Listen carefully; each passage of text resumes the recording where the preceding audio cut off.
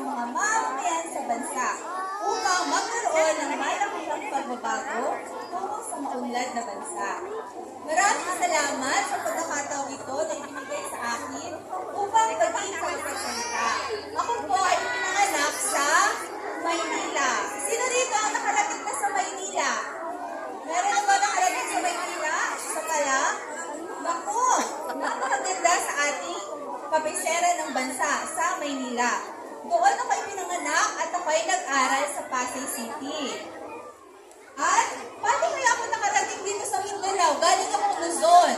Paano ako nakarating sa Mindanao? Hulaan nyo. Nakapangasawa ako ng taga saan? Taga Balay-Balay City, Bukidnon. Kaya nandito ako ngayon sa inyong harapan. Dahil ako'y nakapangasawa at nandito rin ang aking anak na nag-aaral. Okay, kung nais yung makarating sa Maynila, ano ba ang dapat gawin?